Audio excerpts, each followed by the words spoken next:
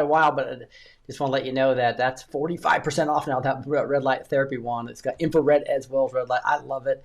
Also, quite a bit of other things on sale. I'll talk about it in just a second. We got Sheila Holm in the house. I can't wait. We're going to go over her life journey of exposing the elites through the years. There's also a lot of news that we'll get in after if we have any time. I did just want to spend most of the time with Sheila, though, on the Annex D class before praise and prayer, which usually starts around 6:15 CST. So we'll go over there. We might be a little bit late because I know we got a lot of great information that we're going to get from Sheila. But let's I did want to let you know just real quickly before we bring Sheila on that there's an insider blessing sale, guys. I tell you, if there's one product of everything that Rob's given me that transformed my life the most, it was definitely the sleep frequencies, right? These patches or cards that you can get. And the last 10 months since I've been taking these, you guys probably noticed I'll have a cold quite a bit, like 3 or 4 times a year, because I don't get enough sleep. But now, the last 10 months, I've been taking this sleep frequency patch or card. Both of those work really well. The Insider Blessing Tales, like 75% off of some products, the 45% off that red light therapy. So go to that qestrong.com/B2T. Again, and you can do B2T at the checkout. We're going to spend the rest of the time with no commercials, no interruptions, all with Sheila. So let's move over to Sheila. Sheila, how are you doing today? Doing great. It's good to be back with you. And look at how everything is just working smoothly. This is awesome. Yeah. I think last time we had a computer glitch and I couldn't even get you on the screen. The Zoom wasn't working with the upgrades. But we're live and we're going well. And we can see Sheila. Last time we just had a great conversation, though. It was beautiful. And I would just love to take this beautiful video that was done, and kind of go over the history of your life.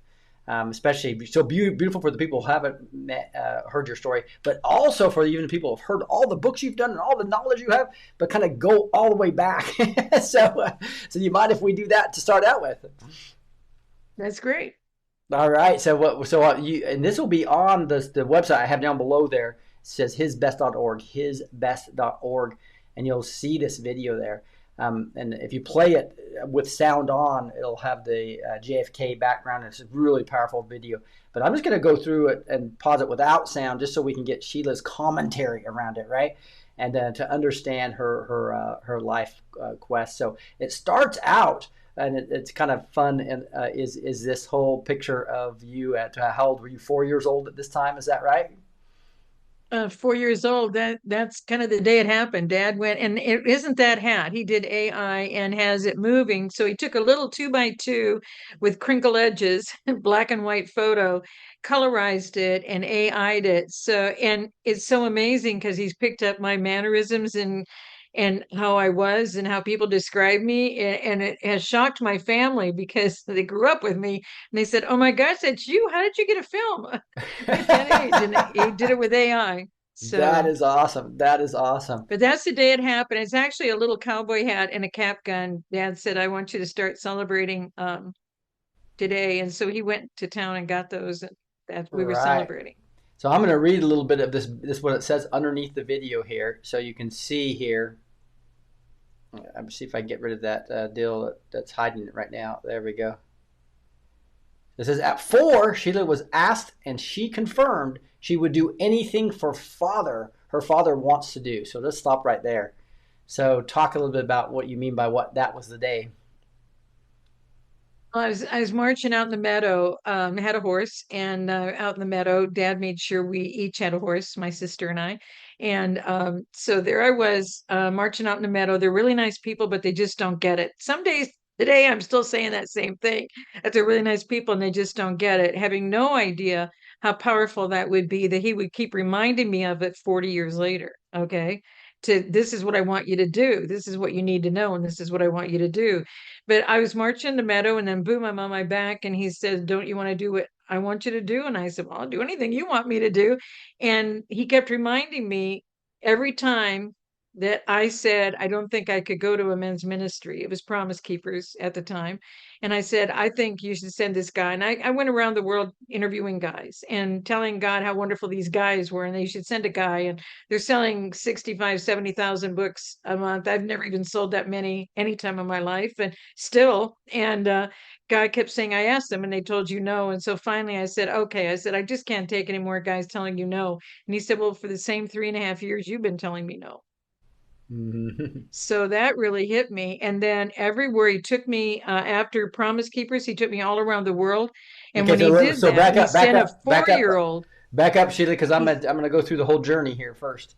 So no, he so sent a 4 year old to uh, uh, to draw the picture of my farm. And every picture from every country of a 4 year old drawing it is identical. God told him, you got to put the barn in, you got to put the house, you got to put a little dog, you got to put, and they put everything was identical. And the glory from heaven of me in the tall grass in the meadow. It just was so profound. And the parents didn't even know the children drew these pictures, none of the parents. And at every nation I was in, father sent a 4 year old with a picture of what happened to me when I that very day that you see this okay, picture so of that's where you're wrapping that when I was story 4. around. I'm sorry, I see where you're going Yeah. now.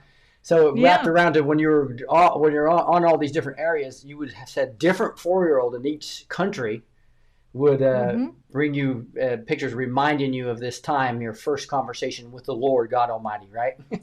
Yes. Again, you always say Father because you're the personal relationship with the Father, but obviously you have a relationship with Jesus Christ as well because it's Father, Son, and Holy Ghost, right? So you're kind of talking about all three. Well, and the Father, Son, and Holy Ghost are one. The Hebrew word is ishad. That's in the new book. Right. Ishad is absolute unity. Mm-hmm. And the reason Constantine broke it into three, that we're supposed to do this with the Holy Spirit and do this with Jesus and claim all of our healing through Jesus. And the Father has multiple names. I put all of them in the Wake Up Call book, and then starting on page 8 and Always Speak Yeah, Life. we've He studied has those. Yeah. multiple names with nature and character of each, and we never learned them, which is why they got upset with the tribes, is because the Native Americans were singing to Yahweh and Yehovah. They were singing all these things. We didn't know what that was, or I'm not saying us, our generation, but they didn't know, and they were concerned about all of that. But that's the truth. He has multiple names, Right. and those are the names that are tight for him. And that's why when he gave all of that to me, I put it in a Wake Up Call book, and I put it in Always Speak Life. Right. So you'll find out. I think everything's on Amazon, right? Just FYI, is that the one of the best? Mm-hmm. Right. They're on Yes. Amazon, Right. Barnes and Noble. Mm-hmm. Yeah. So I'm just looking at the Sheila Holm page right there. But so if I go back to this time, you're at 4 years old. You're definitely got a relationship with the God of the universe, right? And you are, Mm-hmm. and then you said all these 4 year olds kind of point you back to just remind you about this time that you promised him you would do anything for him, and that's kind of a relationship that we all need to get to. We're talking about getting close to God, and we could go a whole hour on that subject, but I want to kind of get through the whole journey then. And so what and that's what this first part of this video talks about. Is there Sheila after 4? Sheila was asked and confirmed she would do anything Father wanted her to do. Now here you are at 10. Oh geez, it's going to be hard because every time I try to pause, it's actually I miss what the bottom of it says. So see if I can do this without at 4. That's at 4. Now here's at 10. At 10, Sheila realized That's her my mission school was picture. only understood by her parents. Okay, so talk a little bit about that. Well, I thought the kids at school thought when you're a kid, you think everybody thinks the same way you do. And so I was right back to the really nice people, but they don't understand it either. So, because we're drawn away from it. I've told all the parents of the 4 year olds that have come to me, and it's happened many times in America too, do logs, start saying, what is God saying to you today? Because they've not departed from the Father. Mm-hmm. And so ask him what God's saying to you today. What is God focused on? And keep asking him and then log it.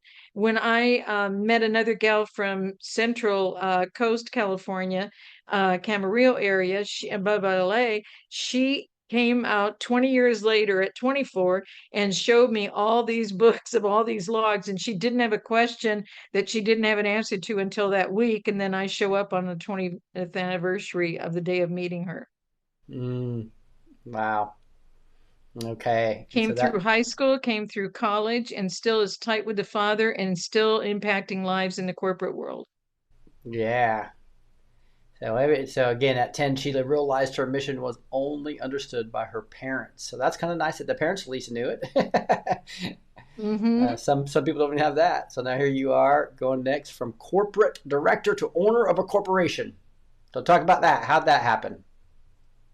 Well, I was working with doctors. I wanted to turn around. I was a human resources director, and I wanted to turn around work comp because it's so fraudulent. And again, I was in California, but it's the same everywhere. You have to work under the table, get paid under the table to put food on the table. And that Mm-hmm. was infuriating for me as a human resources director because we needed them back to work. But they have to stay out until the attorneys get their payments. And so the timing is not always what we would hope it would be for the people. And so I wanted to turn that around. And I started working for doctors. And then after I was with them, they were in the red when I met them. I got them in the black. I opened multiple new offices for them. We were going gung ho because we were right aligned with what we should be doing. And then all of a sudden, he got so much into the greed and the money. The main owner, he told the attorneys at a luncheon, because I was their marketing director, he said, just tell me what medical decision you want on this case and I'll give it to you. Whoa. When we left the luncheon, I said, I can't work for you anymore. And he said, Wow. well, you can't just leave me because what we've done on building this. And I said, I'll give you 30 days to clean it up. And he said, give me 90. And at the end of 30, he was still doing the same thing at the end of 60. So I didn't stay the 90. I left. And then the attorneys in San Diego County started getting invitations to their corporation events and using my name as an RSVP. But they said, we can never talk to her anymore. Where is she? They finally said, Sheila left us. And so they all wrote letters to SBA. I was pre-approved for a corporation doing the same thing, medical legal evaluations. I didn't even know what to do about it because you can't split money with a doctor in America. That's against the law. And Right. so I had to set up what's called a practice management agreement. So I did that. We were extremely successful, and it made the guys mad who were making decisions with the judges behind the scenes. And so that's my next phase. Wow. And so if I had to back up, this is medical fraud, really, right? This is attorneys agreeing with judges to make decisions based on getting back end pay. Is that right? It's medical fraud, it's judicial fraud, Mm-hmm. and it's RICO, it's racketeering. You have a criminal enterprise where you have a planned agenda for a certain result, and everybody involved in that criminal enterprise has to stay in that same mode until they conclude. And so it's in essence a mafia structure of where you're told what to do. And so the judge, you if you do this for me, you get a $10 million case. I get a new you get a new Jaguar. If I only get 7 million, all you get is a Cadillac Escalade. So they just evaluate according to, and those kind of things happen behind the scenes. And so I had no idea going into the corporation and being so successful that I would end up in a corporate hostile takeover where they would be seizing my accounts, emptying my house, and all of it illegally. I was at the law library, I think, more than any attorney because they have those law books in their offices. So I was in a law library so much everybody thought I was an attorney, and I started speaking like an attorney, but I found out that attorneys know that they only win about 50% of their cases. You win some, you lose some. It's not based on the truth. And I learned that after all of this. Wow. And so at this point in time, you just quit. You're starting your own business to help people. And the reason you left is because you saw the fraud, correct? I And heard it. yeah, and is that If you're going to give them a medical opinion just to win a case, I can't do this with you. wow. Wow. And is this now do you think this is an isolated incident in the California, San Diego area? You think it's a worldwide No, thing? you'll find out in just a few seconds. Okay, great. It So was now huge.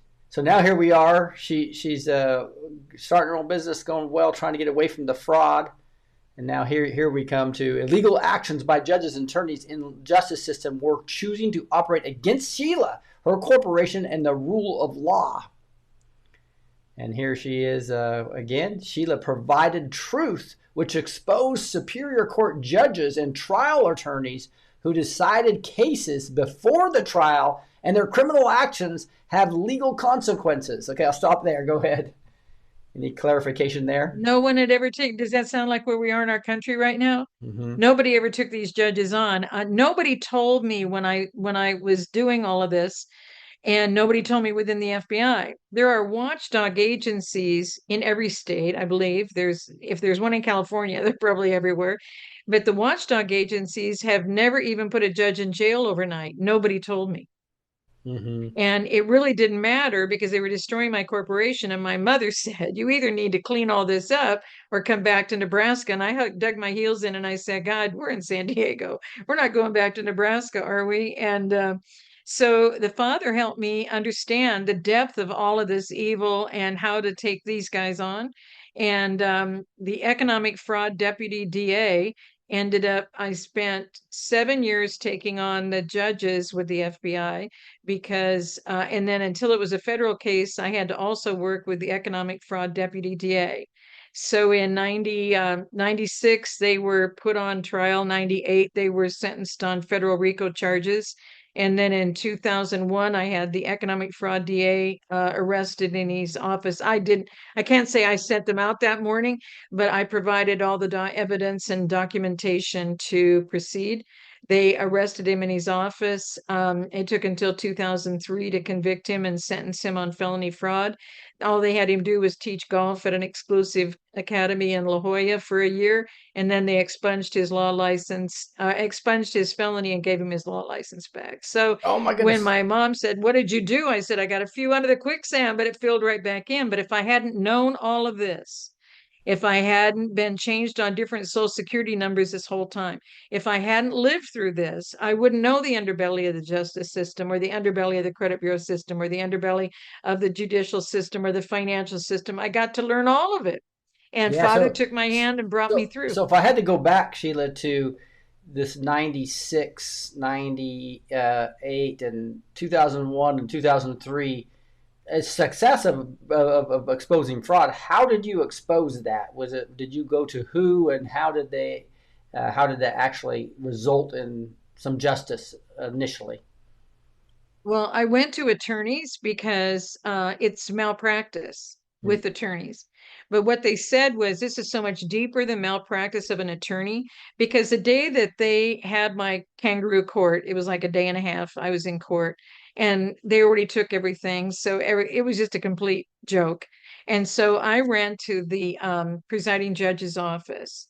And it was a long way because they've now put a walkway in between the two buildings, and from the old system to the new system. And so I'm running to get to his office. And she said, "Well, let me give you some water. Let me give you some water. You need to sit down." And I said, "No, I just need to talk to him." And she said, "Well, let's go in and have you sit in his office and just wait for him." So I sit in the office, and up above his desk behind him is an oil painting that someone painted for me when I was taking an adult school oil painting class. And I painted 10 huge paintings to cover the walls in the new office because I didn't have any money for art or decorating the office.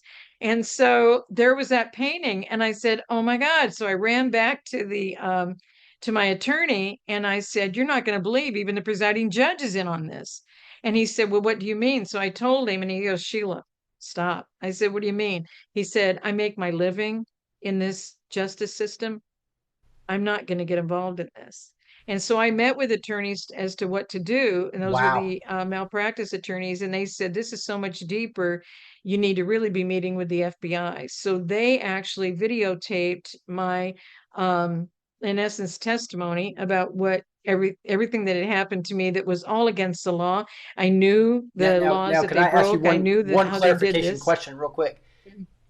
So, what year did they take everything away? Because we're talking about 98, 2001, 2003, and Oh so. no, no, no. This is when they were being sentenced. They took everything away because they did a hostile takeover on my corporation.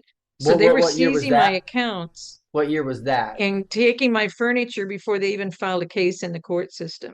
It was that far beyond law. So I'm sorry. So when did they destroy your corporation and take your social security number away? What was that before 1998? Oh yeah, 1991. 1991. Wow. So okay. 1991 So is this was when back they here. did This this. picture, That right? was the I wore a tuxedo suit jacket. It turned into that picture on there, but I wore a tuxedo suit jacket at the opening of the Right. but I took all this to the news and I was going to have a job on ABC. And then when they found out what I did to the judges, then ABC decided that they were going to kind of hold off for a little bit. But Wow. that was me the day I was going Okay. to sign on So the I missed ABC this. News. So if I had to clarify this, in 1991 is when they destroyed you because you left and they didn't want you to have a company to help, right? And I didn't leave. That's when I had the corporation since 1987. okay, so from And 87 to then 91. 1991, Mm, I came home from my first vacation in 10 years and my house was empty. And you have a 10-day claim of exemption for a corporation. And the sheriff's department, after I paid money to an attorney, did the whole filing with the court, because you only have 10 days to do it. You have to remember what's in the left corner of the living room. Then you got to go get the receipts. It was a complete wow. debacle. So I And so I put all so this documentation together and went to court. And you know what they said? The sheriff said, yeah, we were there, but we didn't have an inventory and they brought their own moving van. You see how wow. illegal all this is? So So the so sheriff the is supposed so to have an the inventory. so you're okay. So we had jumped to 2003. What happened? So in 1991 is when they take everything from your house. They take and all this illegal stuff happens, and then you had to go. It took from 1991 to 1996 or 1998 until you really got any justice at all. Is that right? Yeah, I never got justice. They met with justice in 1998. I got you. 1996 is when they were arraigned because the grand jury indictment came out in 1996, Okay. and So that's when it so hit the news. So how did you survive from 91 to 96? What were you doing there? Because they destroyed The your life, right? father, What? the father, Mm-hmm. and then when I was 12 years, it was 7 years getting them to justice in 98, and then it took from and on the very day that they were sentenced and went to prison, that's the same day that the economic fraud DA put a federal tax lien against my corporation Wow. in the Superior Court, okay? Because I was doing this, it was like a payback that he was supposed to do to me. But IRS is federal. There was no amount owed by the corporation. Our file was cleared and closed, but he was able to do that, so the IRS still made me pay. So, but he put it in the state court. All of this is not lawful. All of it, I started learning heavily. This is federal law. This is state law. IRS is federal. This is state court judges being sentenced. Then we got the county guy who's the deputy DA. And so all of this was done while I was working temporary jobs at $3 and $4 less than what I paid entry level employees per hour. I mean, Wow. it just is what it took. You just do what you have to do to get this done. So that was 12 years of my life. Because then when I found out that he had done that, I went to the IRS. He said, well, you still have to pay it. So my attorneys worked with me to get that resolved and wrote the letter to the IRS and explained everything that they did illegally. Mm. And then, so that got resolved. And then it took until 2003 to get the economic fraud deputy DA sentenced on felony fraud. But then in 2004, after teaching golf at an academy in La Jolla, exclusive area of San Diego, is all he had to do. They got his felony expunged and got him his law license back. So, but Wow. but it showed me how they're all connected. They're Yeah. all together. So that's why I'm not trying to get ahead, but in 2012, the top guy in the FBI just wanted to know how I'm coming through all this and not committing suicide. And I said, sir, God, It's easy with God. He just walks you through. Because by this time, God had taken me all over the world and shown me how people everywhere in the world that have nothing have everything because they're walking with Him. Yes. Amen. And so Amen. that was 98 to 2000, 98, 99, 2000. I wasn't home except to do laundry and repack. And no matter where He sent me, the people with nothing in this world were able to do everything with Him. Everything is possible with Him. And He proved everything in the scriptures to me. It just was so miraculous. Amen. Amen. So I'm going to go to this next part of the video that now says Sheila's identification charges due to identity theft and FBI requirements 1992, 1995, 1998, 1999, warned by the agents to follow all instructions. Now, I want to back up a little bit. So what do you mean by Sheila's identification charges due to identity theft and FBI requirements? The FBI said that it was my own fault when they changed my social security number in 92, because I still stayed in San Diego and I didn't change my driver's license. And when they gave me the new social security number, they said, don't let it merge with your old records. So every one of these changes, I had to change. I couldn't go through the same temporary agencies to get work. I couldn't, I couldn't live in the same address. I couldn't do all of these things, right? And so And I didn't know for this is like the years. government just taking away your social security number and to make your life Uh, hell. Is that right? Well, when they give you a new social security number, they already knew that illegals were using them as soon as they were issued. I didn't know that. And they've known it's all been illegal aliens that have caused identity theft, and I didn't know that. Um, And and so but 92, they only what was the original reason why they took your original social security number away? they said that to save me so the judges couldn't destroy me or kill me was to do this process. Ah, So it's like okay. at your own expense, we'll try and give you some witness protection. The joke was my record was merged the whole time. Everything that it cost me to do all of this But was so it all didn't for help naught. you. It was supposed. They said it was going to help you, but it did not help you. And then you have identity theft against you because every time a social security number is issued, by the time I got to 98, someone had already caused identity theft against me before I even got the new social security card. Wow. Wow. Okay. So the FBI acted like they were helping you, and they knew they weren't. Right. Okay. That is wild. And now, and everybody else they put through this pretty much committed suicide because they basically destroy your life. Yeah. They destroy your life. You have no way to have a home, have a car, you have no way to function. Wow. And so I'm gonna read this last part here. So this is a requirements of the FBI, and it says at the bottom here, after all these years, warned by the agents, follow all instructions required by agents, or Sheila would not be protected by her record and will not be secured. And that was a lie, right? Correct. That was Yeah, that. it was a lie. Yeah, It that was a was a complete lie. lie. And it's called dire consequences language to get you to do what they want you to do. But then I still believe the FBI was legitimate, and it was hard to explain to my family because they said, I used to believe that too, but guys, this is the truth. And it's hard because they're the FBI. You know what I mean? They had a lot of credibility in our life. Now, so you learned the hard way. The FBI has been corrupt for a long time. Long time. Yes, and so now that sets you for travel, right? So what happens at what year is this when you started traveling here? 98, 99 that God sent me around the world on his dime. All right, and this is kind of a cool story. So talk a little bit about how that was all funded on his dime. I had no way to do anything. I said, I can do nothing. He said, through me, you can do all things. I said, yeah, what can you do with me now? And I went to places I'd never been to in my life. I went to the nations. I didn't know the Kingdom of Tonga existed. I went to places I hadn't even went to a coronation of a king in Africa because of God. Wow, wow, and that's with no social security number. You thought you weren't able to survive, but then God showed you, nope, I'll do it, and that was through just other people funding things. All of a sudden, is there a couple examples about what happened in Australia or any of these cities that showed you It's that it all was it's God's all hand? God.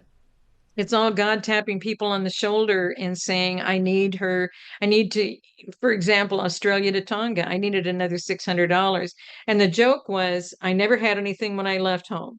I was blessed tremendously wherever I was by all sorts of sources and people. And they were just so gracious, so grateful I was there to speak with them about what is really going on in the world. And so, but then by the time I left, there was nothing left. Well, when I was in Australia, I still had 600 Australian dollars. But God had wanted me to go to Tonga because the Minister of Finance said, surely we must change or we will die. Well, he's putting a curse on the entire nation. And so I said, God, if you want me to go, I'll go. But $600, I can't get there. That's just half of it. So what did God do the hour before I was before I was leaving Australia? God tapped somebody on the shoulder and said, you missed that first meeting. He's the financial guy for the church I met with the day I arrived. And he said, the least you can do is give her $600 so that she can go on her next journey, and you can get the notes from her if you give her the $600. And I thought, well, how am I going to give him the notes? My hostess and the family was told this. So she grabbed my passport, raced to the travel agency because I had to change the flight arrangements, right? So she goes to the travel agency. Her son and daughter pick me up. We go to the airport. We get to the airport. She swings in with the ticket. I mean, it's that tight all the time, no matter where he has sent me. And it involves for testimony for everybody that's around me. Everybody Yeah. that's around me has as strong of a testimony of what is happening with me as what they can share with people about how they were involved. It was so amazing. And it's been that way the whole time. And so she gives me this ticket, and the guy in front of me has an Australian accent, of course, and so he turns around and he says, "Are you the American?" I can't do the accents for all today, and I said, "Yes, I'm the American." You were the one who was here for 7 weeks, and I said, "Yes, it was supposed to be 7 days." 7 days, yes, I've been here 7 weeks. He goes, "Oh, well," he said, "I'm going to get a special seat for us. I know the pilot. I take this flight quite often. I was the one that was in Hong Kong when you were here, and I didn't get to meet with you, but God said you'd give me some notes if I send $600. Was it helpful?" And there you see, I've only been not even an hour, and God's getting me in touch with the man who gave me that blessing in order to go. So we sit next to each other. We get to Sydney, and the man hands me 50 and pays for the cab to get to the international airport from the local airport. And I said, "Well, you've already paid for this." He said, "Well, God said it's going to help you on your next journey." As soon as I go inside the airport, they need $50 for the baggage fee because I was there so long and got so many gifts. My overage on weight cost exactly the $50 that I just got. So every trip has been with nothing. And you'll see that in my Faith Walk book. There's 7 months of connecting all the dots like this. That's what God did everywhere. And the Kingdom of Tonga fed into the next trip because the day I got home, I was gone so long, I ended up going to England the next day and then working with the ambassador from Tonga. I mean, it just how God lines things up. He kept telling me, "I know the end from the beginning. I know Mhm. what I need you to be doing today." And so that's why surrendering to him becomes easier because you know that you don't know what's going on and you Yeah. don't know where you're headed and you don't know why. But if you say, "I will go," you That's can send me. awesome. And then Amazing what he Scotland can and do. Denmark and Sweden and France. You had not a dime to your name, right? And No, Norway and Africa, and then we come back to no this. credit cards, no checking account, no checks, no debit card, no credit cards, no phone, no car, nothing. And he Wow, did all of this. wow. And so, is there anything you wanted to highlight just real quickly about why you think God sent you to all these places? Well, he proved a lot to me. When you see England, you only see it once, but there was a year, I think it was 99, where he sent me 7 times in 12 months to England. It was hilarious. Hmm. And every time I went, because I'd gone from having a dollar, always a dollar with me, I'd grown to a $5 bill. I always used to keep the dollar bills at the top of the stairs in a very nice looking jar, and just, not like they're going to expand. You add water and you have more money, but I just sitting in a jar. And so I always had a $5 bill, and I would head off to England with a $5 bill in my wallet. and I would be blessed tremendously. He would send me to multiple nations out of England. That was a pivot point for me constantly. And so he'd send me to all these other nations. And then when I would come home after all the exchange rate and everything else, what I had left was $5. Woo! So I said, this is getting pretty crazy after 7 trips. And he said, no, he said, it's my training. And I said, it's your training for what? He said, I'm training you on my currency because I want you to know. And now you're confirming I don't need your money when I send you. So I Wow. left with a $5 bill. I came home and I had a $5 bill, but it's the same as leaving with nothing and coming home with nothing for the next trip. So I always had the $5 bill by the time the next trip was planned, and all I really had time to do was do laundry and repack. And he Wow. took care And of where were you flights, he living? took care of the What was shuttles to the airport, he took care of everything. so when you were at home with the $5 at the top of the stairs? What where was that? Where was that? Encinitas, and I've been in San Diego County the whole time since Okay. college. So you stayed there. Okay. And then you went to Denmark and Sweden and Africa, and I'm sure there's stories there. But to get through this, we still have these requirements here. So I'm going to read this Hmm. bottom part again. What this says here. Again, now 2001, 2004, and there's probably something at the bottom, but it's not my. And then this. Yeah, and then this happened. So this is one more big thing. In 2003, Talking Points memo submitted to the Senate Banking and Finance Committee. Let me read the bottom part of this. I just went back a little bit. Sheila wrote the Talking Point memo requested by the Senate Banking and Finance Committee in 2003 for the Home Identity Theft Law. So talk a little bit about that. Well, I had my whole family watching. I was watching. I couldn't afford to go to the Rose Garden, but some family members went to the Rose Garden. They never said home identity theft law. They just called it the second identity theft law. Mm-hmm. So I called the Senate Banking and Finance Committee chair and the person who referred me to the Senate Banking and Finance Committee. They both said the same thing. You should just be honored that you were able to serve your country. I said, but you don't understand. I'm trying to explain to my family that I know now how you guys are, how this is all happening. And I'm tracking all the numbers, and this is all in my nation restoration book. I knew exactly how it was happening. All this identity theft. I knew what we had to stop. By 2003-4, they already had a housing program taking only the good credit off of our Social Security numbers that they're using and destroying our credit.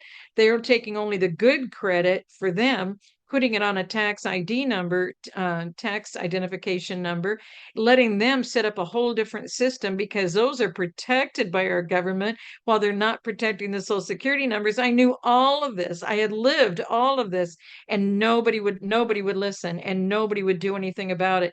And because I was tracking all the numbers, the Federal Trade Commission quit putting the numbers out on their website. Wow. So take us back to what this Talking Points memo said and did. Well, it showed all of the criminal activity was all illegals and that the FBI knew it was illegal aliens. They don't call them illegal immigrants, but I was told to be politically correct, Sheila. You shouldn't use the word aliens.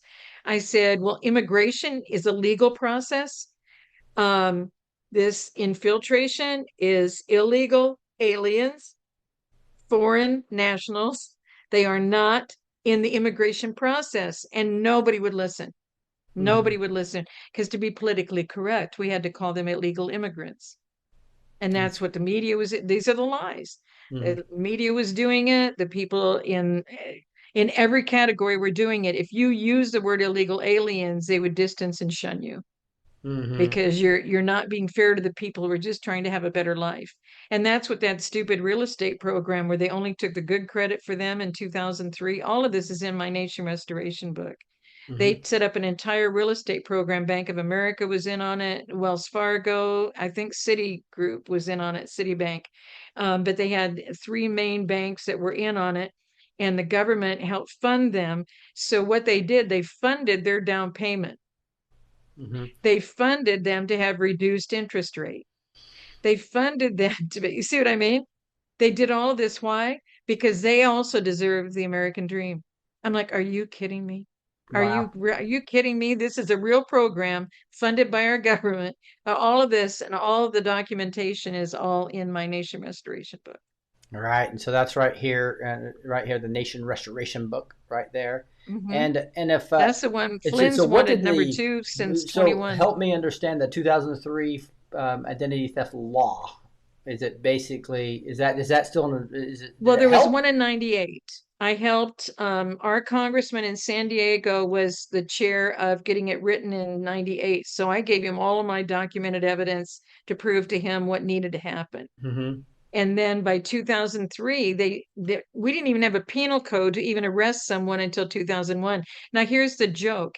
I'm talking to the FBI, and all of these people are illegally in America, so they've already committed a crime, right? Right, They don't feel they can arrest them until there's a law. I said, when did we have to start writing laws for illegals? right, When did we have to start waiting for a penal code to arrest an illegal in America? right. When did that happen? And they said, I don't know what you mean. I said, sir, fraud is fraud. That came out of my mouth. I don't know what God had me say that for, but I just told him, I said, fraud is fraud. They're committing fraud crimes, and they should be able to be arrested. He goes, no, we have to have a penal code for identity theft. I said, excuse me. I mean, it was so infuriating. It was so infuriating to live through this process. But again, if I hadn't lived through that, I wouldn't have had the strength or understanding to write the new book or the book series. I needed to learn all of these things and realize we're so far off the mark. But how is it that they're not protecting a number they give us? And then they wanted a national ID number under George W. Bush, right? And I said, you don't need a national number. You can't even protect the social security number. It's just like giving us credit cards. And then when there's a credit card fraud, what happens? Somebody steals your wallet, and what do you have to do in order to get gas? Put in your zip code. What's in your wallet if they stole your wallet and they're using your card? Your address with your zip code. Do you see what I Right. mean? So in Social Security now, they don't even have to use the whole number, they only use the last four. Yeah. So all of this I learned, and nobody's doing anything to stop the access to commit the crimes against legal Americans. I had no idea about the 45 points. They didn't want us to survive it. That's why they're bringing all these other people in to do the work, because 2020 was supposed to be a complete genocide of us. Right, right. And so 20 if means you recycle unto death. And if we would have known that, I wasn't working on book 6 about the pandemic and et cetera at that time. But since then, I've studied all the way back, and I got back to the 1300s. And every 20 year and every century, there's a big pandemic. And 100 years ago, it wasn't from Spain and it wasn't the flu. Just look at the CDC website. And guys, they're not a government agency. Why they keep saying whatever the CDC does, Americans have to follow. All of this is a lie. All of this, we're living in a whole swamp of lies. And CDC archives confirm it was the H1N1 virus. All these viruses are a venom, a poison. They're all created in a lab.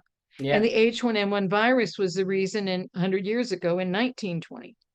And Mhm. now in 2020, it was all made in a lab. All of these are made in a lab. The bioweapon targeting they're using on us is made in a lab. Right. They've used it So against the let me come back military to this, as Sheila, because I want to practice. make sure I understand the 2003. So is this Yep. still law, and did it help? It's a law on the books, Okay, but it didn't do anything because they're not going to do anything to illegals. I This is the gotcha. first time with ICE doing what they're doing right now to illegals. And look at all the people in political layers that are supporting us to fight ICE and not let those people be deported. So that was 2004, and it says she's now we move to 2005 here. NUI letter with red signature from Social Security required to return the original number to use with a new photo for a new driver's license. Uh, But let's pause just a moment. Do you know what they kept issuing? The 1998 Social Security number. Why did they keep reissuing the driver's license in 1998? In the 95 change, I started with a 624 number. mm-hmm. In 98, they bounced me back 12,000. The numbers always progress forward. So here's the number they gave me: 612, which is 666, 06, 0006. Wow. Mm-hmm. Yeah. So even though they let me do this whole legal process, which all of this is expensive, and get a permanent absentee ballot at that address, thinking I'm done, this will be my last change, they put me right back to that B number from 1998 that takes me back to that Social Security Right. number. So they're They still still did punishing it you in even last year. 2005. In 2005, you're still Hmm. being punished, basically, right? Even last year. That's what you'll see in this. Wow. Even last year. So here we go on 2005. However, 1998 B Savior's license was reissued. Now your books start coming up. So talk a little bit about that this. Well, Ken Blanchard, I helped him with the one-page leadership model. He was his first speaking engagement was when we brought him to our management club at Sony Corporation, just up the hill from his office in Rancho Bernardo, near San Diego. And so he said, your information, because I got a job with the federal government and I taught entrepreneurial courses, and they had to start a business and be successful in it for me to be paid.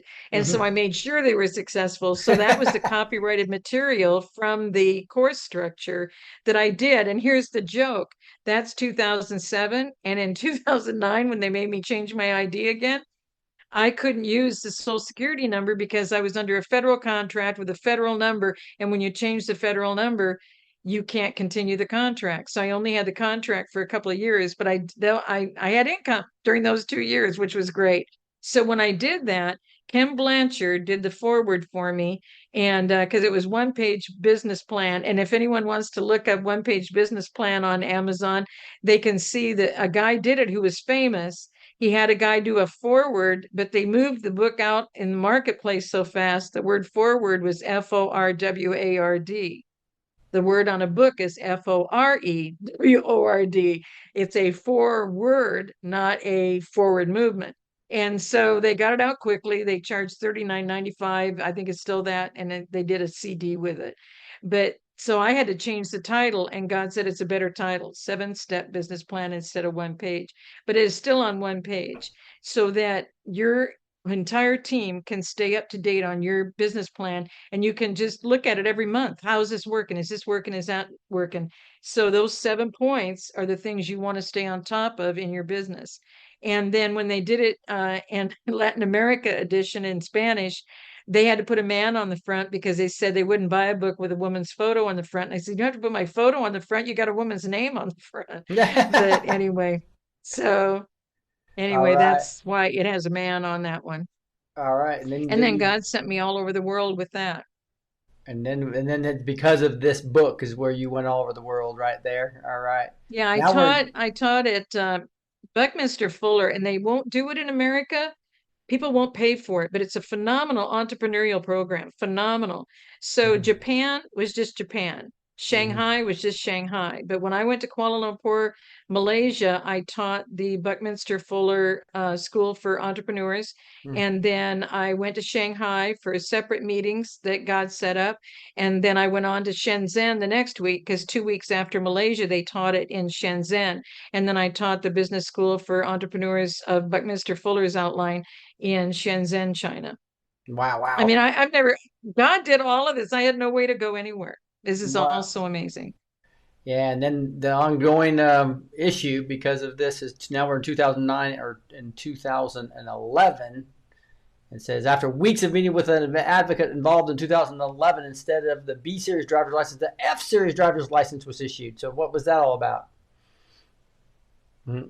What they found is that they were involved in not protecting my information. So they put me onto a whole different F series system, And this is the saying that that FBI. would protect me. The FBI. And so that driver's license was separate and set apart from the DMV system in California. And Okay. so they said that way I was going to be protected. I was never going to have any more problems again. And so I make a Thanksgiving meal. I put it in the trunk of my car. I head off to Arizona. And yes, I was going a couple miles over the speed limit. And I get stopped by 3 Arizona cars Mm-hmm. on the side of the road for an hour and a half. Wow. And so it didn't Homeland help. Security camera. Yep. And the first guy just was talking about doing a ticket. Then when he ran a background on me, I didn't exist in the system. Wow. So I was no longer an American. And so then he called a second guy, and that guy had me get out of the car and took a whole bunch of pictures with they have a new Homeland Security camera that identifies you as an American. And so he took a bunch of pictures and that didn't work. And so then they sent the big muckety muck supervisor out. So that was the third car that came out. By then, I've been on the side of the road for an hour and a half, and the supervisor made them give me all of my ID documents back because he said, there's no way this is a California issue. They've messed up her record because there's no way the car is paid off. It's in her name. And all of these ID documents are in her name as the same person who owns the car. And so they said, and we've decided we're not going to arrest you because it's Thanksgiving weekend. I had no idea they thought they should arrest me because I'm not an American and here I am on American roads. But I look Wow. like an American. I don't look like an illegal alien, I guess. So Yeah. they were going to arrest me. Yeah. So all this happened because of the original them taking away your social security number and trying to say they're protecting you when they weren't. That's Yeah, they crazy. said that the F series was going to make it easy for me. Now you can imagine, now you have to change everything about your life because now you're not even on the same numbering system on a driver's license. You have a completely different social security number again. Okay. And so then I come up to the 2014 renewal, and guess what happens? She was promised renewal in 2011 driver's license, a new photo required again. However, 1990B driver's license reissued again. No promises were fulfilled. New promise F Series license will be reissued for 2019 renewal with a photo.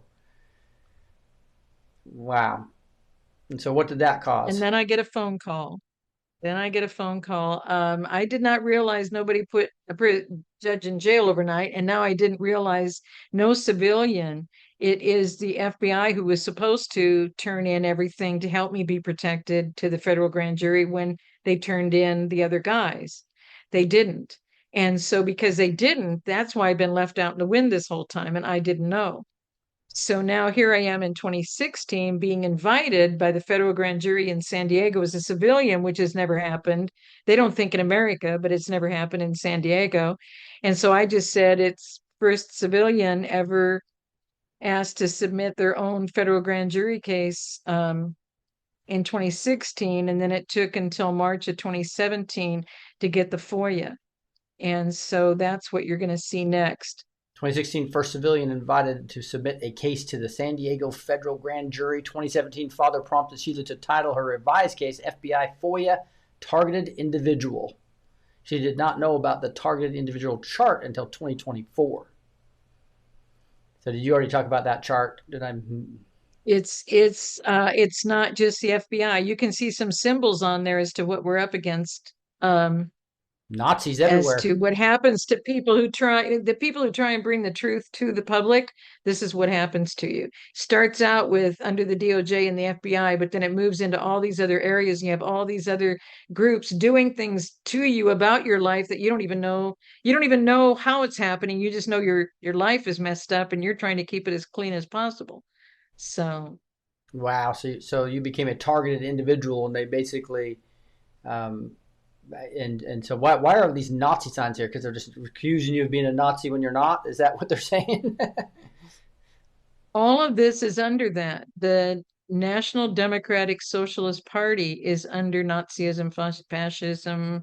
Um, Mm-hmm. all of what we're dealing with goes back to the beginning. They were formed in 1792, and Mm-hmm. that's when they moved to DC. And nobody realized that DC is a 10 square mile area that is not our land. They took it from us and made it their own sovereign territory and then Right. built their government structure over us. And what we didn't know, and this is in the FBI chapter in the new book, every single village, town, city, county, state is under a corporate structure with a local government structure hidden underneath it. And they let us vote on four people. We think we're voting for everybody. We're just voting for four people.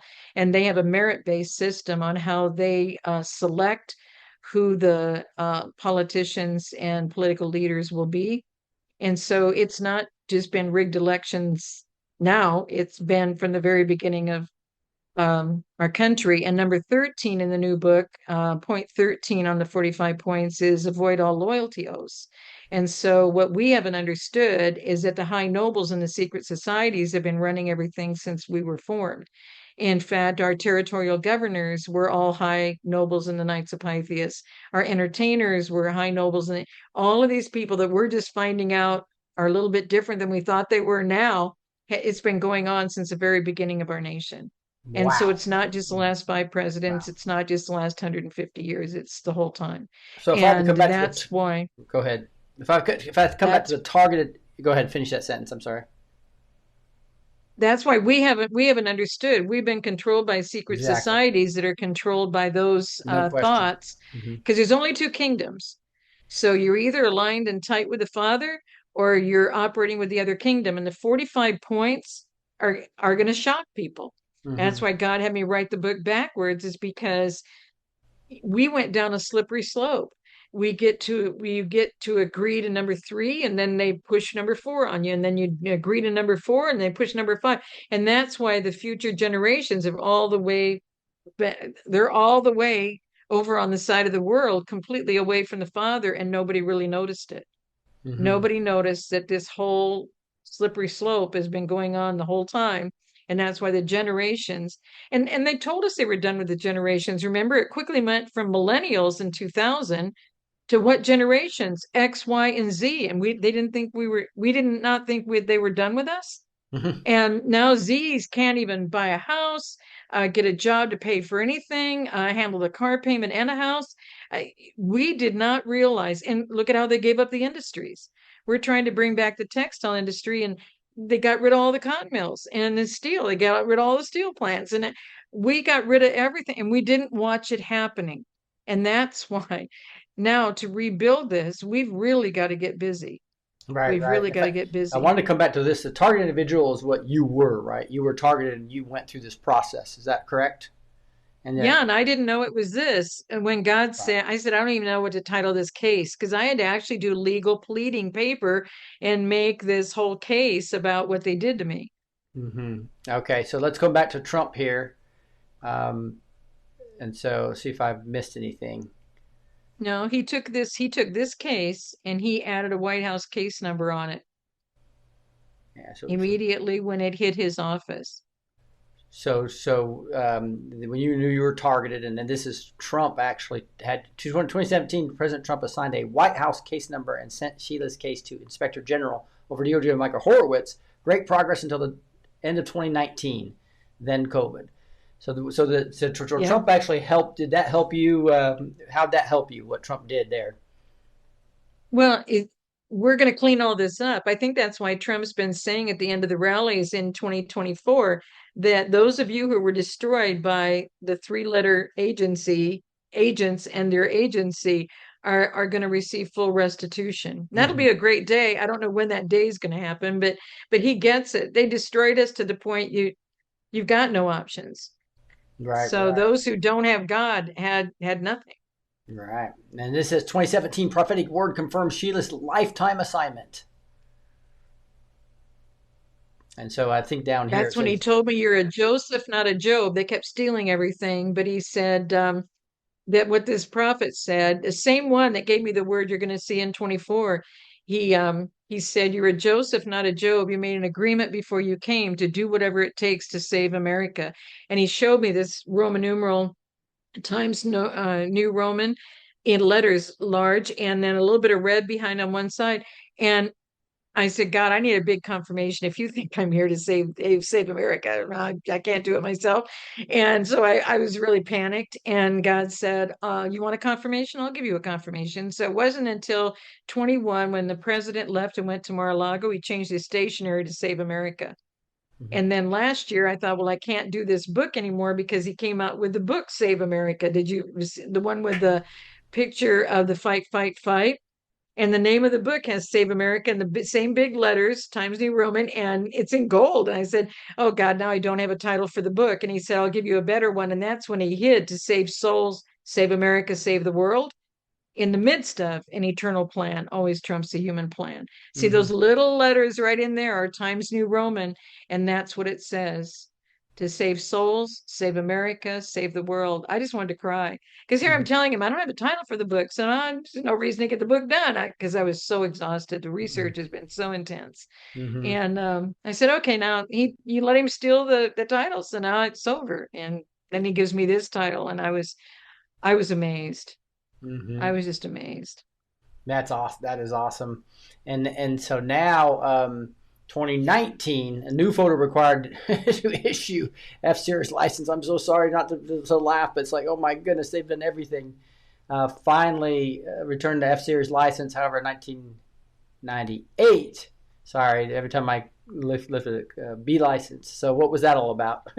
What happened here in They keep going 2019? back to that social security number and that B license that they issued in 1998. They're not going to get off of that one. They're just Wow. not going to. And that merges everything in between. You know what I mean? All back to that social security number. Right, right. And so then we start coming back to 2019, and it's a walk it's a walk of faith. It's all about all this traveling and everything you did. So was that what book number was this? These are all in order. So you're going to see the first trilogy and then you're going to Mhm. see them all in order. Right. So 20 and so did the walk of faith come out about 2019? Is that about right? Oh, no, these all started in 2014. Okay, But 2014. this is Okay. just now what he has done with me. Okay. God's storehouse principle. Then had the workbook to go with it, and God's currency. And that currency is what you're talking about, where you don't need any money, right? Basically. We don't need the world's God said when the world currency collapses, I want my people to know how to operate with me so it won't affect them. Ah. And then this is that okay, that and then after God currency, you had nation restoration, which you talked Those about were all that. in 2014. Okay. Wow, that's a lot. Wake up And call? then these were all in 2015 up until Christmas, the Okay. Christmas book. So I'm trying to see. This is a search of Wigglesworth in one accord. Sounds like a biblical title there. One body, one spirit, one hope. It's all about unity. We believers have to come together against this evil. Yes, amen. A peculiar people, discipleship of a peculiar people. That's what we're supposed to be, right? We're not supposed to be just like the By world. a peculiar people. Because that is who we are. We're not the norm. Yeah, always speak life. Right? That's that. Death and life are in the power of the tongue, right? Hmm. And then always speak life, and then we have Christmas. All right, that was 2015, right? And for the sake of Hmm. America, one, two, three, Those four, five. started in 2016 and they came out on every year they came out on Yom Kippur, no matter what happened, no matter what happened in editing, no matter what happened with the title or the cover doesn't work, or no matter what the issues were, the exact day that each of these five came out was on Yom Kippur, the day of repentance, atonement. Wow. And that's the Forsake of America 3, Forsake of America 4, Forsake of America 5, a Warriors Battlefield Strategy Devotional. He That put that on 20, a target range. I thought that was a great background. That was so cute. yeah, a trumpet call to believers. And this is the Georgia Guidestone. So they called you the Guidestone when you educated everybody about this, and then they went bye bye. Hmm. And that was when you were and when you say the ministry was up there, that was when the board, right? So talking about the Georgia Guidelines going down, and this That's a is faith monument in Plymouth. the faith. So when the Guidestones went down on the 6th of July, um, they were already putting me up on Times Square for a week to honor my ministry and my books. And they were able to call him because I sent the picture. It was a friend at Reawaken, and I sent a picture of the Guidestones going down at 4 in the morning. And they were able to get a hold of New York in time to get New York to add that picture of the Guidestones going down on Times Square that same day. So, and then it was on Times Square for a week. And that's when I was invited by Clay Clark to talk only about the Guidestones at Reawaken that was in Virginia. Awesome, awesome. And then obviously these were big. These That's a two. faith monument, identical as a soldier monument, but no words because they knew at the time of the Civil War all they want to do is kill believers. We're on our own. A Whoa. real stark difference. This one's in Gettysburg at the National Cemetery, and the Faith Monument is up in a little cul-de-sac up in Plymouth, Massachusetts. I've given tours of it a couple of years, 3 years. Okay. There's a Cape Cod event with Gideon's Army, and so I've done tours with them Faith on the Monument in Faith Plymouth, Monument because those are the Massachusetts. 4 pillars how to raise up a child and the way they should go. And all that was put together by the Pilgrims. And this Gettysburg one was put together by the soldiers, but you can tell they knew about the Faith Monument because it's the exact same design. Right. So let's go to 2024 here. Unable to renew driver's license again because Sheila didn't exist in the systems of America again. Required to prove. Go ahead and finish this up. Yeah, they had removed me as an American again in 24. They weren't Wow. going to let me go back to the F series license. So Mm, I had no option. They extended me so I would have time to get there and renew the license. But all they'd let me renew is the B series license in mm, 1998 again. wow. They just don't want me to be free of that system. So, and then in 2024, that's when Father said, what he's revealing to me will seal their fate. And that's in this new book. And that's in the new book. And the journey through the decades continues with Sheila Holm. And that's your new book. And so, guys, go grab a copy of this. This is actually talk a little bit about this. And obviously, this has got how many points in it? Did you say 45 points? There it is. It's countering the 45 points. They use 45 points against every nation. What they're doing to us right now is our 45 points. Right. And they were at the end. Mm-hmm. And that's why it was so critical to get the understanding of the canal. So all that research you're hearing from the president has all been because that's point 44, and God said to write the book backwards. So he was Wow. so good to me to give me that research. That's wild. That is wild. So that beautiful. Thank you for us going through that. I love that video. But playing that video by itself, guys, go there at hisbest.org, and you'll hear the sound. And I think you'll get, now that you have the background of this, you're going to love that video. And also, we'll love her books. So go to hisbest.org, do some research on that. If I go to that website, that on the front page there is where you'll see that video. Okay, and I'm going to come over If you here. back up on the video just a little bit and you go to we missed the map. Okay, Um, yeah. we missed that map with the 3 eclipses because that was God's message to Into us. the You don't get a full country covered in a solar eclipse. It doesn't happen. We had these 3 in 7 years. The next one isn't until 24 years from now, and it's just going to dip into North Dakota, Montana, and that's it. What God did was put his name, Aleph, on this, and that's number 1 in Hebrew, and Aleph is all truth and all life. You only have truth and life through the Father. Without truth and life, you have death. And so the only truth that you will have when you have total truth, because there are no versions of the truth, is through the Father. And that's what he was confirming with us by putting his signature.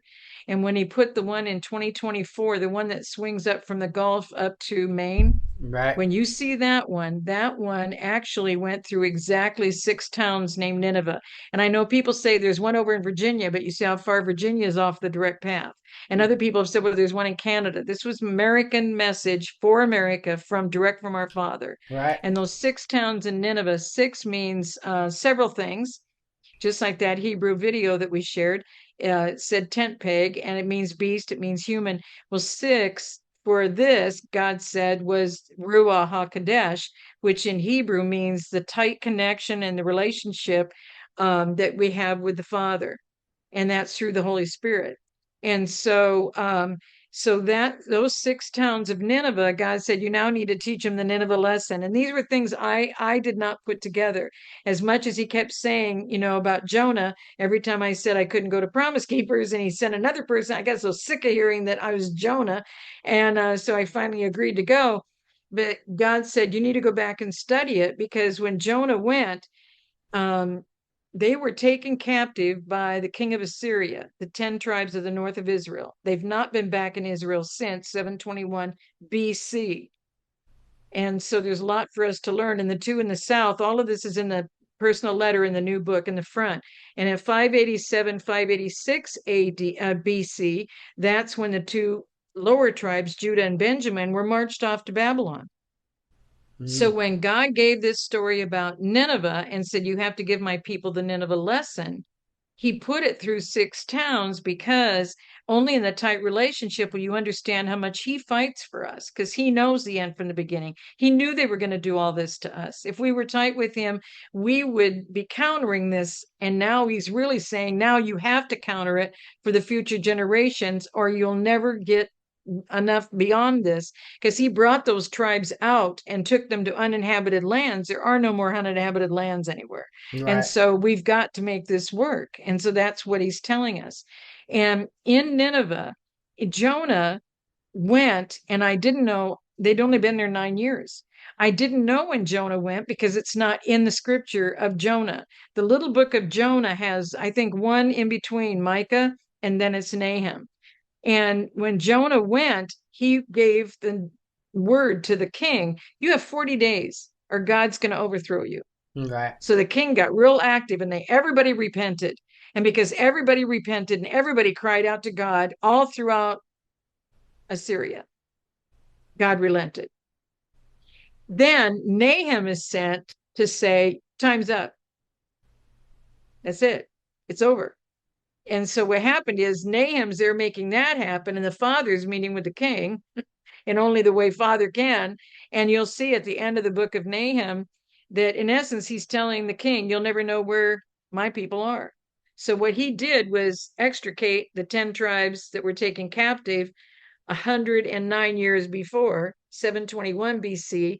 And when he said he sent Nahum 100 years later, he said, now you know when I sent Jonah was 712. So they'd only been there 9 years. Now they've been there 100 years, and they've all gone to what? Gentile worship.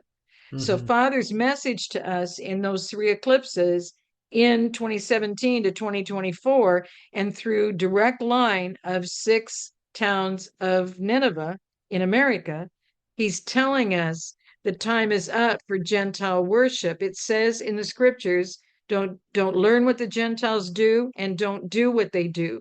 You may not think you're evil, but you're of no good to me either. And that's not what we don't want to be. What's it called? Where you're just a middle person and you're not Lukewarm. decisive. Lukewarm. There's Lukewarm. lukewarm. Lukewarm. When you are lukewarm, he will just spit you out. And Right. so we don't want to be there. So that was, I didn't want to miss this in that scroll of the video, because this is so critical, guys, that we understand, because everything that Constantine did with the Nicene Creed and the Nicene Council was to make the Holy Roman Catholic Church the only church in the New World Order with the Holy Roman Empire.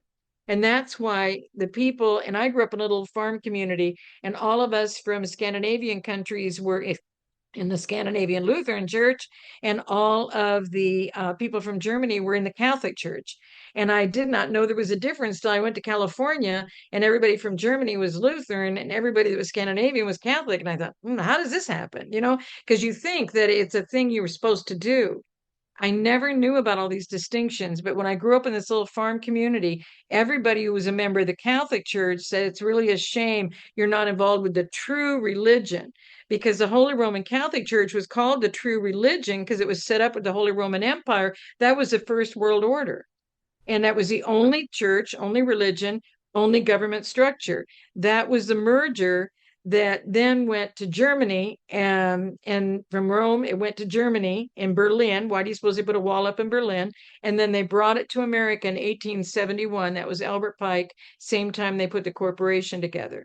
So what Father's trying to tell us is your Nineveh lesson is you've merged with all these Gentiles. That's why you merged with these 45 points.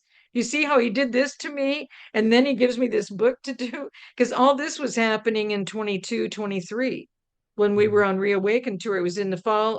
It was like in November in Branson. It came out of Right. my mouth. And nobody was talking about the 23 eclipse. So I'm saying all this. And then by January, from November to January, I made sure these maps were done, found the 23, found all the truth of this. And God said, you've got to get so critical to give this message to my people.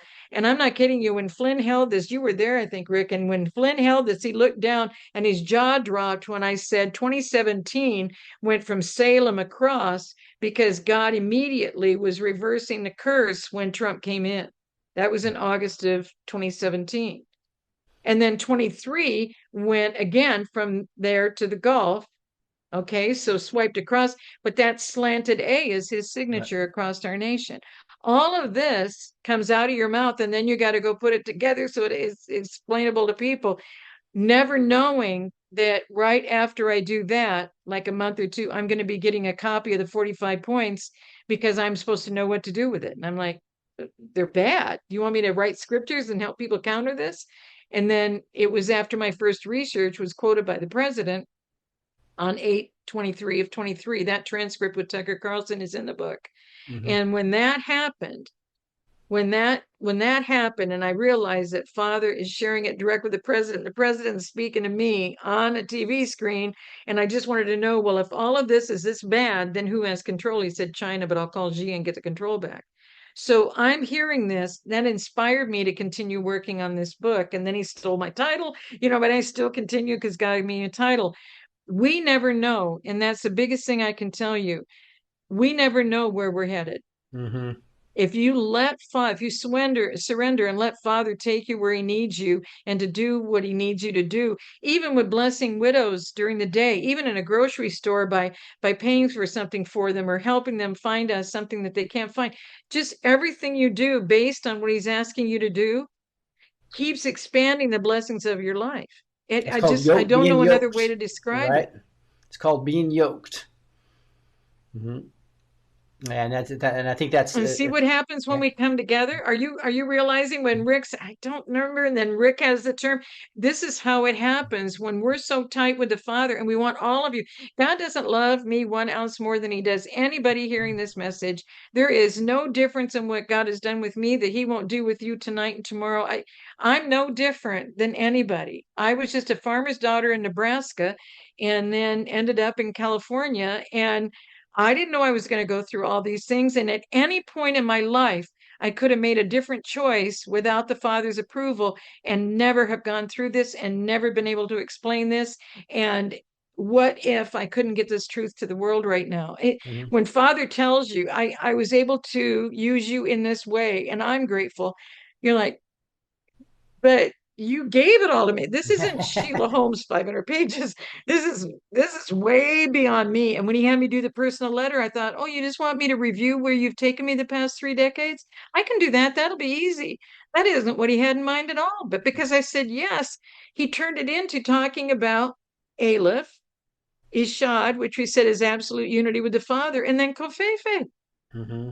So I don't think we've told the people about Kofefe, but if you want to tell them about Kofefe, that could Yeah, be you fun. And talked I don't about even know that if a we have little time bit left. in our last episode, but we'd love to have you come on. I think Gus has got you coming on each, so we can go delve because each of these topics we could go so much into it. But I would love to have you come on next time and maybe drain some of the most important points that you think we should talk about, right? And bring each of those up. I think that would be very important. And so, but if you had to just kind of I know we're supposed to get into praise and prayer right now and move over to the other channel. People could be waiting there. What I imagine you have a lot of hope now, especially when you've seen what the Father's done through you. But talk to some people out there that might be losing hope. I hear a lot of people say nothing's happening. It's well, any message to somebody that's losing hope right now? Father needs us to be working with him and serving him. The world will put you um, out of faith and out of hope. That's their whole plan, is distract you with pieces of information. That's all they've ever given us, and most of it wasn't even true. So we've spent our whole life believing we could trust people, that what they're giving us is a truth, and it's been a lie. And that's what they said. The CIA director in 1981 to 1987, Casey said, we must give them lies until everything the American people believe is false. And that's where they took us. But if you get a chance to look at these 45 points and realize how subtle it was, that they slipped us from 1 and 2 into 3, into 4, into 5, into 6. And by the time they got to 13, but we didn't know, they stopped taking any loyalty oaths to anything that would help or protect us. And it just kept sliding all the way down to where they said that we have to give Panama Canal back to the Panamanians, and it never belonged to them. To then not have to deal with Panama, the world courts, they were just going to take the nation, America, and all the individuals, which means all of us. There's such a joke because in Hebrew, nations and people is one word, but they said to all the nation and all the individuals into the world courts. They were done with us. They did it, and the whole way that they did the canal was a lie. And that God would love me so much that he would give me the truth about that. And it would cause this whole research thing to happen in our government. And that we would realize that the whole thing was just to have us believe there were no individuals down there, so they could easily take America into the world courts. And that's why they were filling America with all these people who they were going to give this nation to, because they came here and are depending on the money they're giving them. So they'll do anything they want them to do. Right. You see, the opposite of where God sent me is now what they were doing with the illegals coming into our country. And seriously, my whole life has been a complete boomerang to be ready for this. I had no idea. I said, I can't do that. Training manual. My information that you give me has changed so much, increased so much in 10 years. How can I do this for 300 or 400 years to help the next generations? You've got a lot more faith in me, God, than I can come up with. I just don't think I can do it. And after I thought I was doing a pretty good job, he said, well, we're just going to stop for a while and we're going to do a personal letter. I said, why? And he said, because the people need to know what I've given you. And then he changes the whole script and gives me all this stuff in this personal letter that I did not know. And so it's not just that he's giving it to me, he's giving it to me for you. And so have hope, because he's not taking his hand off of us. That would be the ultimate. It would be over.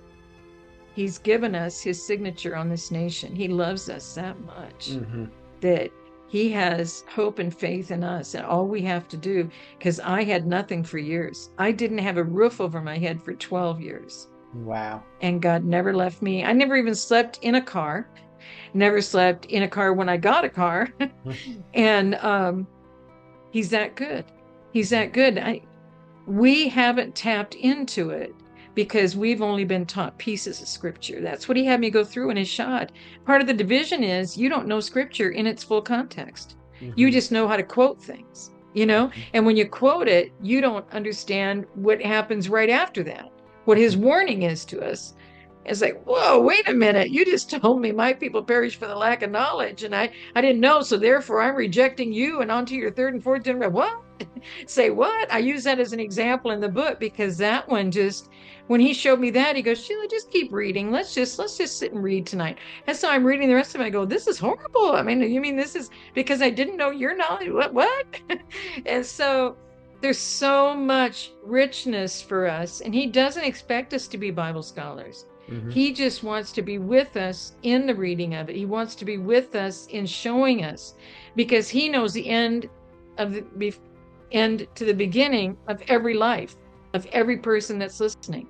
And the gift is he never sleeps. In the prior 2 weeks, there were 3 nights each week I didn't sleep. And people say, oh, Sheila, you're going to have to just stop everything and you're going to have to get some rest. You're going to have to sleep. And I said, no, I was with him.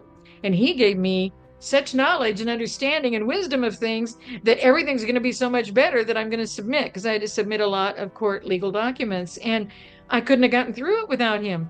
And I'm not an attorney, so I didn't even know how to respond. And these guys I'm up against are a statute for this and a statute and code for that. Right. And I don't know what statutes are. And so God said, you need this statute, because they tried to do a motion of summary judgment against me with just allegations. And you can't have one allegation if you're beyond a burden, if you're the burden of proof and you feel you're beyond a reasonable doubt.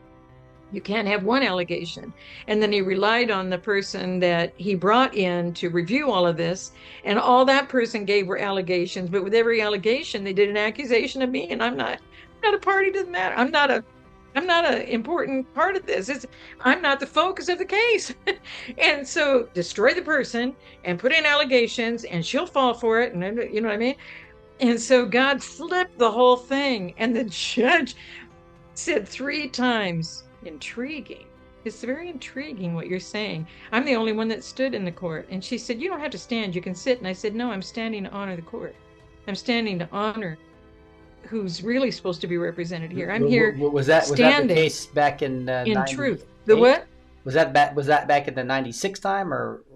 No, this is right now, a week ago in Nebraska. Wow. Okay. Had to go to Nebraska in person and come up against all of the stuff that these big attorneys did that never lose. They said these two are a team. Okay. They never lose. You talked lose. about that last. Okay, you talked about that was with your family and everything. Okay, and I remember that. And so what happened is God gave me all the truth to say, well, this statute says you can't have one allegation. And then I apologized to the court because I'd already responded to all their documents, gave all the clarity, gave all the documented evidence, and they didn't give any documented evidence, didn't have any under perjury statements, didn't contact any of the people they were supposed to contact that I gave them back in March. They hadn't done anything. They were just ready to end it because we'll buffalo her with all these pages that just have all these allegations. And I only had the responsibility, according to an attorney who reviewed it the night before and said, you only had to answer one of these. You don't have to answer everyone. And so I apologized to the court that I took more time in this, but it's to prove that they have no factual documented evidence to prove what they're saying. Mm-hmm. It's a lot of words, but it doesn't meet the burden of proof that they've proven this matter beyond a reasonable doubt. And the judge had tears. The judge had tears. I just was, when I said, they're trying to say this, but they didn't look at all of this. And that's why I submitted my document from March, because then I was still a special administrator, but I didn't have an attorney behind me. Well, now I was just one of the interested parties, and now I could resubmit it. And she accepted it. And I said that same outline they could have gone by, and they chose to ignore all of that and make it all about me. Mm-hmm. And I'm not the focus of this case. Mm-hmm. And so, guys, I had no idea. I had no idea when I spoke with you last time. I had no idea what Father was going to do about this whole thing. And I'm not in it for any of this stuff. I'm in it for the truth. And that's why I said I'm standing in truth. I'm standing on behalf of my own mother and father. I'm standing on truth for them.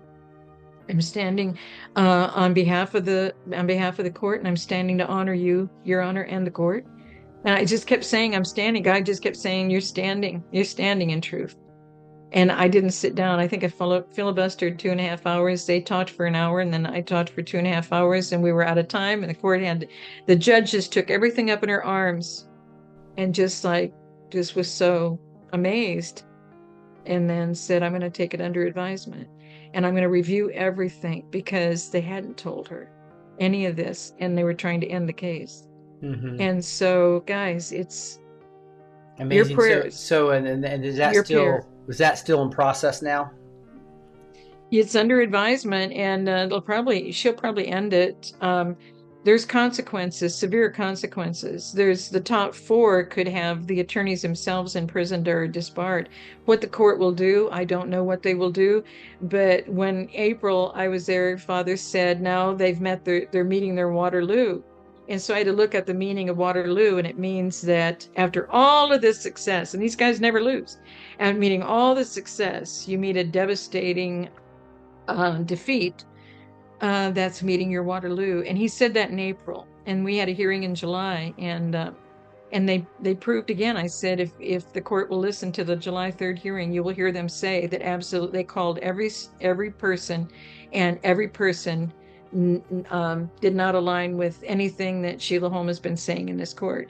And that's what they said in July. So I went ahead and called the people. I didn't ask them for a written copy because I'm not an attorney. I asked them for what happened. Not one. And they could have called one or two and heard something. They chose not to call a single one and yet say that all of those people had statements that They never just agreed lied. with what Sheila Holmes They said. didn't do the work and lied. So that's how arrogant they were, So right? false claims, false statements, breach of fiduciary, criminal enterprise, collusion with the defendants on a criminal enterprise process of a pre-planned agenda that they had to carry through. It's so Just to wrap this up, amazing. because you went in a different direction here. This was all about what you recently have done. Again, confronting Yes, improper and it's what judges, you guys prayed improper attorneys. into. It's what you guys prayed into when we were together. Yeah, that's awesome. You guys prayed into Mhm. this, Mhm. and it came to this. Mhm. Yeah, that's awesome. That's awesome. So we do want to pray for you real quick, but we're supposed to be on the other channel right now. So I'll just handle the prayer warrior. We've got a lot of prayer warriors online, but thank you to this great Charlotte and Gus and Teresa and so many others. But let me do the dirty work. Lord, thank you so much for Sheila. Well, let me ask you a little before we really go to him, Sheila. Is there anything specific that you want prayer about right now? I'm open to whatever the team, whatever. Okay. I don't ever ask. I always thank Father. I stopped asking him years ago. I just thank him I for what love he's it. doing in me, I love in it. my life. But somebody can ask for you. So, Heavenly Father, we just lift up Sheila right now. Thank you for her example. You know what I really ask, Lord, is that you will give more of us a heart to just allow you to yoke us as we surrender.